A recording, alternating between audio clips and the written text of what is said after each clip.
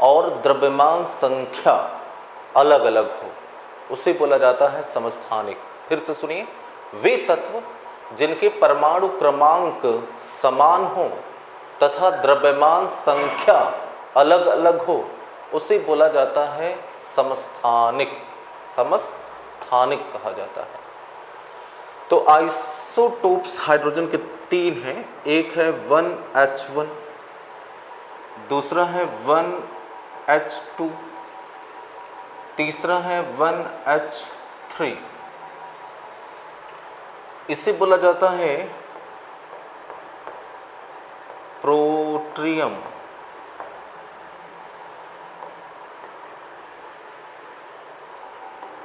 इसे बोला जाता है ड्यूटेरियम और इसे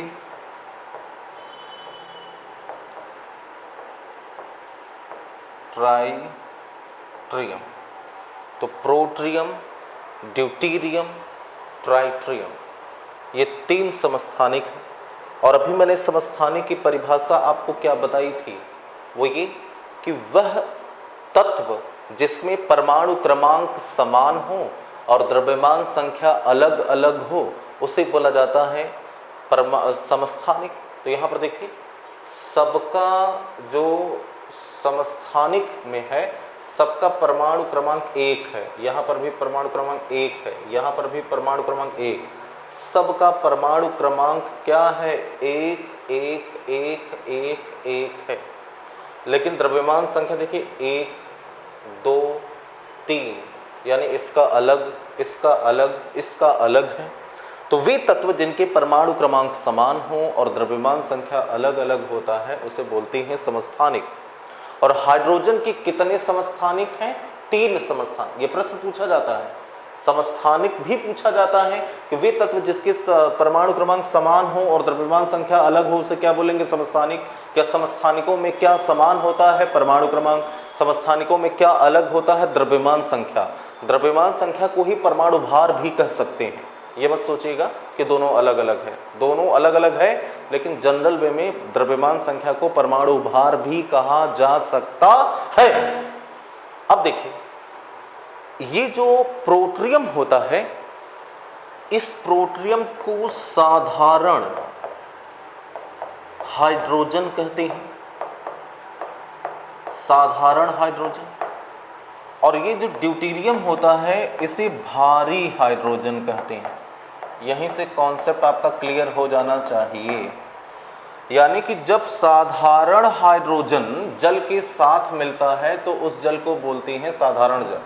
साधारण हाइड्रोजन जब ऑक्सीजन के साथ मिलता है तो बनता है साधारण जल। और जब भारी हाइड्रोजन, ये देखिए भारी हाइड्रोजन ड्यूटेरियम जब जल के साथ मिलता है तो उसे बोला जाता है भारी जल। चीजें समझ पाए? जब साधारण हाइड्रोजन ऑक्सीजन के साथ मिलता है तो साधारण जल, और जब भारी हाइड्रोजन जल ऑक्सीजन के साथ मिलता है तो उसे बोला जाता है भारी हाइड्रोजन। तो भारी हाइड्रोजन का फार्मूला होता है D2D, और ये बन गया D2O, यानी कि भारी जल हो गया, क्योंकि इसमें भारी हाइड्रोजन मिला हुआ है। और ये H2O जिसे साधारण जल कहते हैं, क्योंकि यहाँ पर साधारण हाइड्रोजन मिला हुआ है। तो जल बनाने के लिए ऑक्सीजन और हाइड्रोजन होना चाहिए। तो जब साधारण हाइड्रोजन मिलता है तो साधारण जल, भारी हाइड्रोजन मिलता है किसके साथ मिलता है? ऑक्सीजन के साथ। तो जब भारी हाइड्रोजन ऑक्सीजन के साथ मिलता है तो भारी जल का निर्माण होता है। चीजें समझ पाए? यानी कि साधारण जल और भारी जल, यहाँ से ये कॉन्सेप्ट है। साधारण जल के लिए साधारण हाइड्रोजन और भारी जल को बनाने के लिए भारी हाइड्रोजन का होना जरूरी है। इतने का स्क्रीनशॉट लीजिए, फिर हम लोग आगे बढ़ते हैं। अब देखिए, यहाँ पर आपने उम्मीद है कि स्क्रीनशॉट ले लिया होगा। सवाल पूछा जाता है कि भारी जल की या भारी हाइड्रोजन की खोज किसने किया था? तो यहाँ पर एक महत्वपूर्ण पॉइंट है ये भारी हाइड्रोजन की खोज याद रखिएगा यूरी नामक वैज्ञानिक ने किया था। यूरी नामक वैज्ञानिक ने भारी हाइड्रोजन की खोज की थी, यूरी नामक वैज्ञानिक ने। फिर सवाल पूछा जाता है कि भारी जल की खोज किसने किया था? तो नेक्स्ट पॉइंट, भारी जल की खोज यूरी तथा वासबर्ग नामक वैज्ञानिक ने किया था। वासबर्ग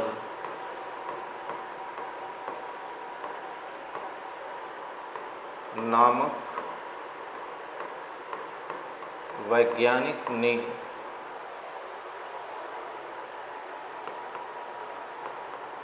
किया था। नेक्स्ट इंपॉर्टेंट पॉइंट, भारी जल का उपयोग न्यूट्रॉन मंदक के रूप में,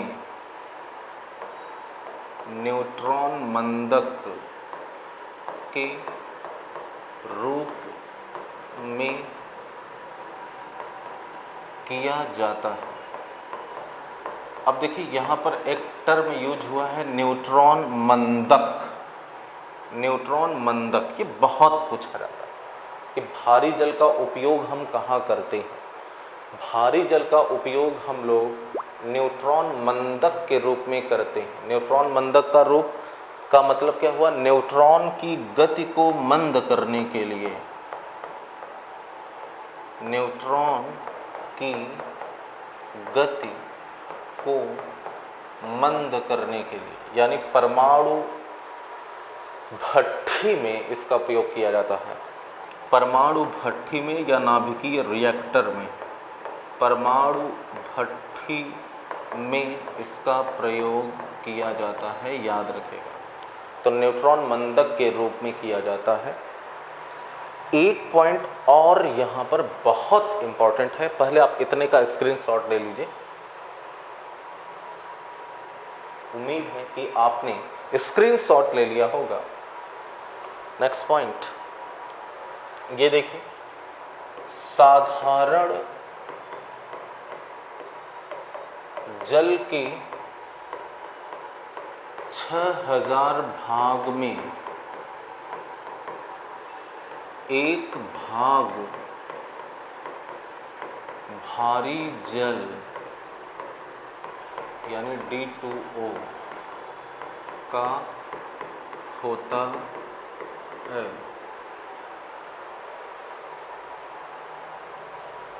ठीक, साधारण जल में के लगभग 6000 भाग में एक भाग भारी जल का होता है।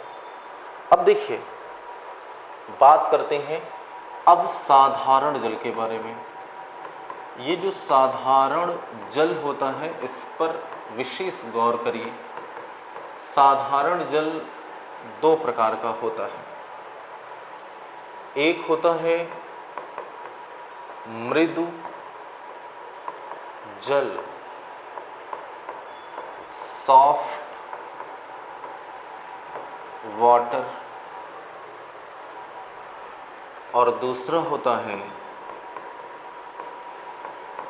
कठोर जल, हार्ड वाटर। चीज़ों को ध्यान से सुनिएगा।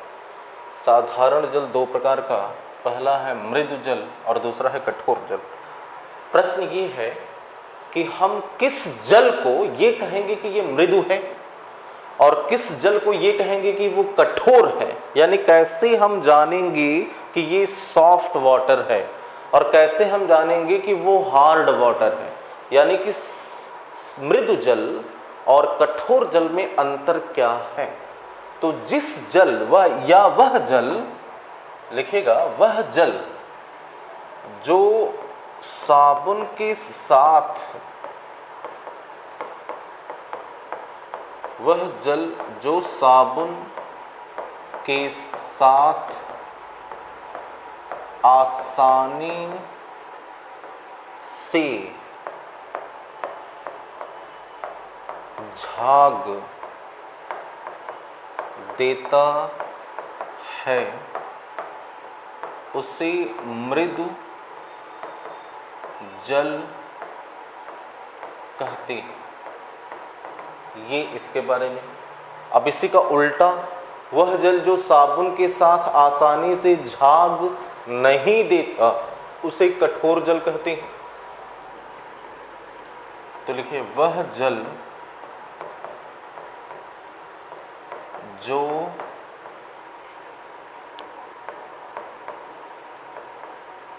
साबुन के साथ आसानी से झाग नहीं देता उससे कठोर जल कहते हैं। 2 पॉइंट। साधारण जल 2 प्रकार का, एक मृदु जल, दूसरा कठोर जल। मृदु जल वह है जो साबुन के साथ आसानी से झाग देता है, और कठोर जल वह है जो साबुन के साथ आसानी से झाग नहीं देता। यानी वह जल जो साबुन के साथ आसानी से झाग दे वो मृदु जल, और वह जल जो साबुन के साथ आसानी से झाग ना दे उसे कठोर जल कहते हैं। अब ये देखिए, मृदु जल साबुन के साथ आसानी से झाग देता है, अच्छी बात है। कठोर जल नहीं देता, तो क्यों नहीं देता? कठोर जल साबुन के साथ आसानी से झाग क्यों नहीं देता, ये प्रश्न है। तो पहले आप इतने का स्क्रीनशॉट ले लीजिए, फिर हम लोग आगे बढ़ते हैं। उम्मीद है कि आपने स्क्रीनशॉट ले लिया होगा। Next page. मैं इसको ऐसे प्रश्न बना दे रहा हूं, मैं ये प्रश्न बना दे रहा हूं, प्रश्न, ताकि आपको ज्यादा क्लियर हो। कठोर जल साबुन के साथ आसानी से झाग नहीं देता, क्यों नहीं देता? क्यों? ये प्रश्न कि मृदु जल आसानी से झाग दे देता है, कोई दिक्कत नहीं। कठोर जल आसानी से झाग नहीं देता, तो क्यों नहीं देता? तो उसका उत्तर सुनिए। क्योंकि ये देखिए, क्योंकि कठोर जल में कैल्शियम तथा मैग्नीशियम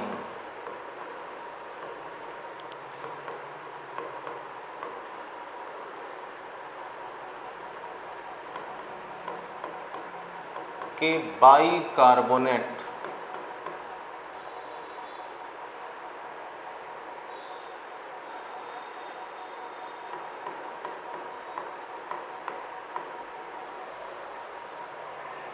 कैल्शियम तथा मैग्नीशियम के कार्बोनेट लिखेगा, कार्बोनेट।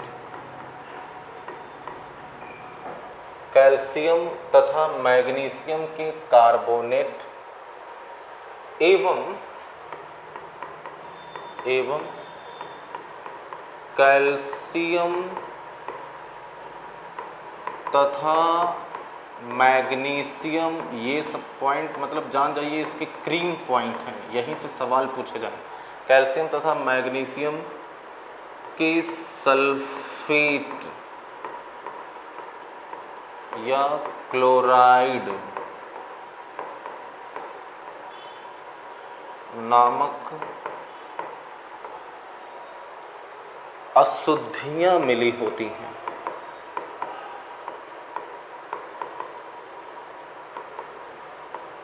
अशुद्धियां मिली होती हैं।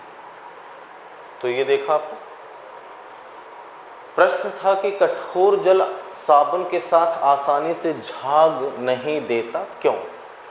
तो क्योंकि कठोर जल में दो प्रकार की अशुद्धियां हैं। एक है कैल्शियम तथा मैग्नीशियम के कार्बोनेट और दूसरा है कैल्शियम तथा मैग्नीशियम के सल्फेट या क्लोराइड। ये दो अशुद्धियां मिली होती हैं।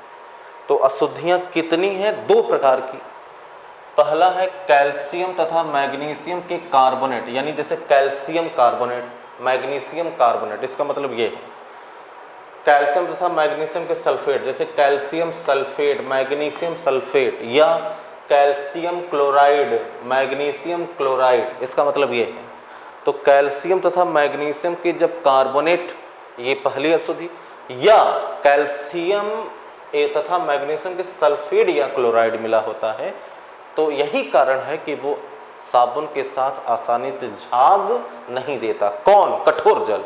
तो मृदु जल आसानी से झाग दे देता है क्योंकि उसमें ये अशुद्धियां नहीं होती। कठोर जल साबुन के साथ आसानी से झाग नहीं देता क्योंकि ये दो प्रकार की अशुद्धियां पाई जाती। अब देखिए यहां पर दो प्रकार की अशुद्धियां हैं। पहली अशुद्धि का नाम क्या है? तो मैंने लिखा है कैल्शियम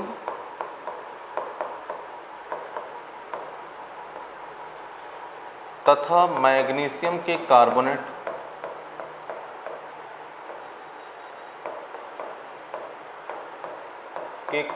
ये पहली अशुद्धि। दूसरा कैल्शियम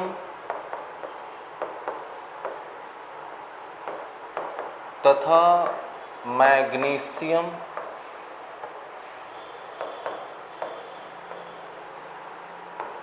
की सल्फेट या क्लोराइड, ये दो प्रकार की अशुद्धियां मिली होती हैं। अब यहां पर ध्यान दीजिएगा कि कठोर जल मान लिया कि साबुन के साथ आसानी से झाग नहीं देता। क्यों नहीं देता? क्योंकि ये दो प्रकार की अशुद्धियां मिली होती हैं। यहां पर ध्यान दीजिएगा कि इन दोनों प्रकार की अशुद्धियों में थोड़ा सा अंतर है। अंतर क्या है कि अगर ये वाली अशुद्धि कैल्शियम तथा मैग्नीशियम की कार्बोनेट वाली अशुद्धि होगी तो इस प्रकार की कठोरता को बोलते हैं अस्थायी कठोरता। अस्थायी कठोरता। और जब ये नीचे वाली कैल्शियम तथा मैग्नीशियम के सल्फेट या क्लोराइड वाली अशुद्धियां होगी तो इसे बोला जाता है स्थायी कठोरता। यानी कि जल की कठोरता दो प्रकार की होती है। एक होता है अस्थायी और दूसरा होता है स्थायी। अस्थायी कठोरता वह है जो इसके कारण, कैल्शियम और मैग्नीशियम के कार्बोनेट के कारण, और स्थायी कठोरता वह है जो कैल्शियम तथा मैग्नीशियम के सल्फेट या क्लोराइड के कारण होता है। अस्थायी, अस्थायी का मतलब ये स्थायी नहीं है, स्थायी का मतलब ये स्थायी है। यानी अगर इसके कारण कठोरता है, कैल्शियम और मैग्नीशियम के कार्बोनेट के कारण कठोरता है, तो उसे अस्थायी कठोरता कहती हैं। क्यों? क्योंकि यह कठोरता गर्म करने पर दूर हो जाती है। जल की अस्थायी कठोरता गर्म करने पर दूर हो जाती है। और ये किसके कारण होती है? कैल्शियम तथा मैग्नीशियम के बाइकार्बोनेट के कारण। जल की स्थायी कठोरता गर्म करने पर दूर नहीं होती। जल की अस्थायी कठोरता गर्म करने पर दूर हो जाती है। जल की स्थायी कठोरता गर्म करने पर दूर नहीं होती है। जल की अस्थायी कठोरता किसके कारण होती है? कैल्शियम तथा मैग्नीशियम के कार्बोनेट के कारण। जल की स्थायी कठोरता किसके कारण होती है? कैल्शियम तथा मैग्नीशियम के सल्फेट या क्लोराइड के कारण। पहले आप इतने का स्क्रीनशॉट लीजिए, फिर हम लोग आगे पढ़ते हैं। उम्मीद है कि आपने स्क्रीनशॉट ले लिया होगा। नेक्स्ट पॉइंट लिखिएगा, जल की कठोरता दो प्रकार की होती है। जल की कठोरता दो प्रकार की होती है। पहला है स्थायी कठोरता, पहले अस्थायी लिखो। पहला है अस्थायी कठोरता और दूसरा है स्थायी कठोरता। लिखिए, वह कठोरता जो गर्म करने पर दूर हो जाती है, दूर हो जाए ऐसे लिखिए, उसी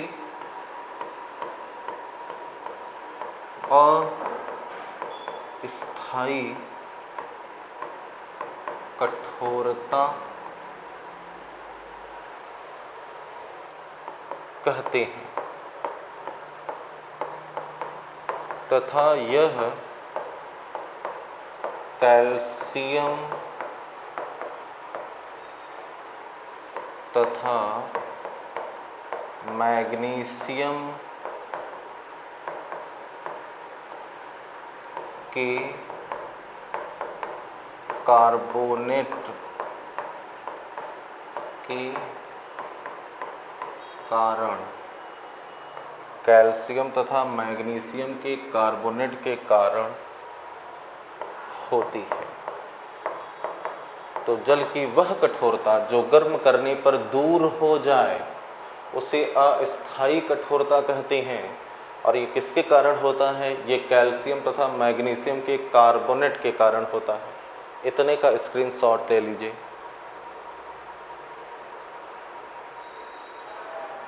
नेक्स्ट पॉइंट, जल की वह कठोरता, जल की वह कठोरता जो गर्म करने पर दूर न हो,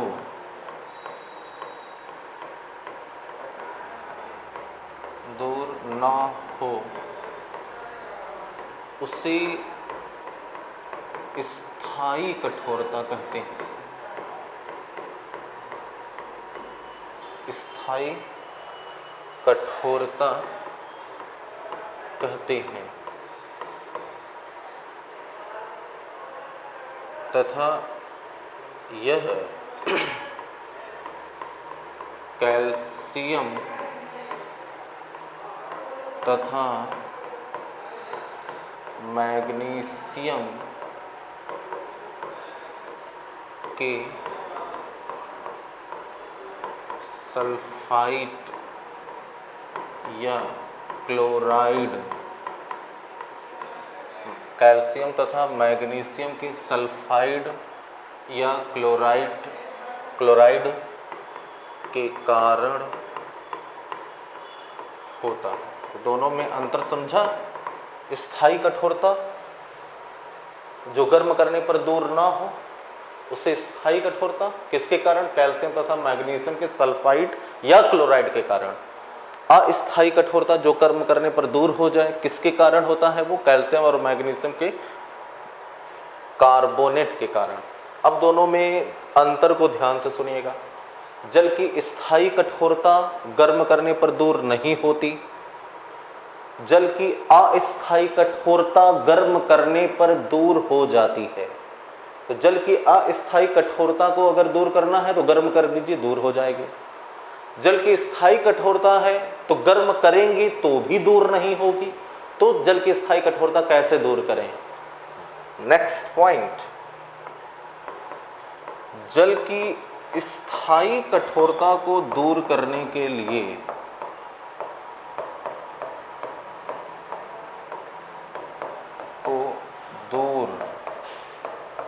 करने के लिए सोडियम जियोलाइट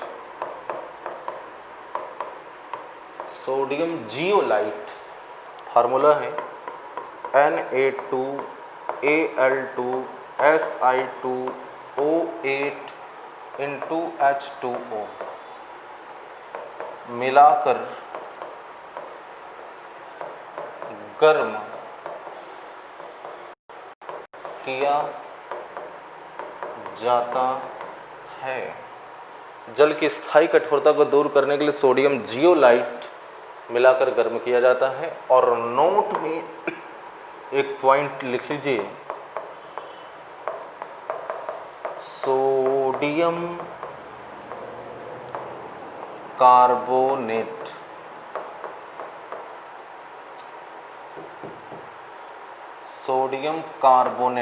Na2CO3 मिलाने से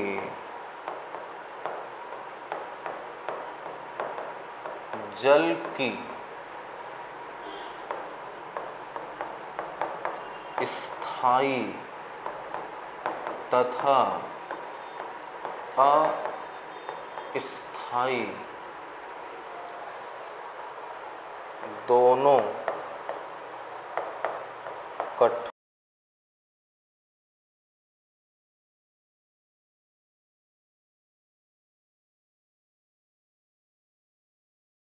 तो कैल्शियम तथा मैग्नीशियम के जब कार्बोनेट, ये पहली अशुद्धि, या कैल्शियम तथा मैग्नीशियम के सल्फेट या क्लोराइड मिला होता है, तो यही कारण है कि वो नहीं होती है।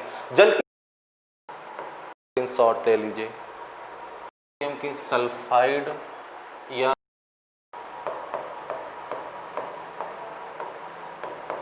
को दूर करने के लिए सोडियम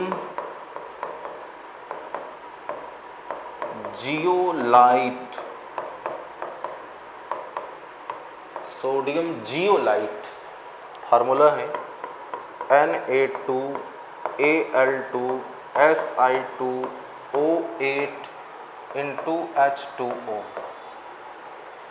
मिलाकर गर्म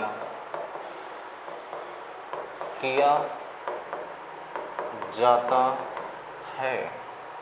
जल की स्थायी कठोरता को दूर करने के लिए सोडियम जियोलाइट मिलाकर गर्म किया जाता है। और नोट में एक पॉइंट लिख लीजिए, सोडियम कार्बोनेट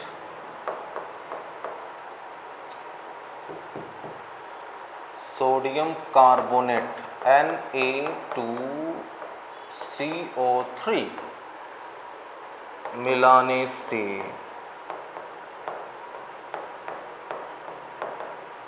जल की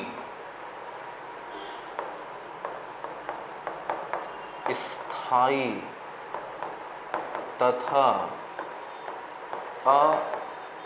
अस्थायी दोनों कठोरता दूर हो जाती है। महत्वपूर्ण पॉइंट है। तो जल की स्थायी और अस्थायी कठोरता दोनों दूर हो जाती है। तो ये है, जल की स्थायी कठोरता को दूर करने के लिए सोडियम का जियोलाइट मिलाते हैं, और या जल सोडियम कार्बोनेट अगर मिलाते हैं तो जल की स्थायी और अस्थायी दोनों कठोरताएं दूर हो जाती हैं। आप इसका स्क्रीनशॉट ले लीजिए। उम्मीद है कि आपको ये पॉइंट समझ में आ गया। तो दोस्तों, ये था आपका केमिस्ट्री का सिलेबस, जिसमें द्रव्य एवं द्रव्य की अवस्थाएं वाला चैप्टर आपने देखा, अम्ल, क्षार और लवण वाला चैप्टर आपने देखा।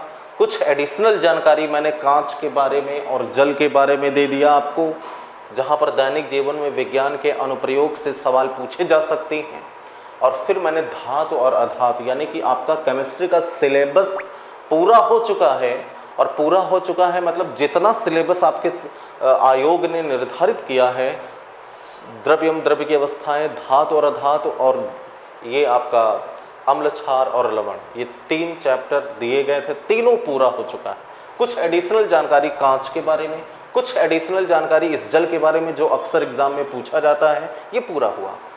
लेकिन आप लोगों में कभी कभी सवाल आउट ऑफ सिलेबस भी जा करके पूछा गया है, तो उसके लिए आप परेशान मत होइए। मैं 1-2 वीडियो और आपको दूंगा जिसमें कुछ एडिशनल जानकारी रहेगी और प्रैक्टिसेस के माध्यम से आपको चीज़ों को मैं पढ़ा दूंगा।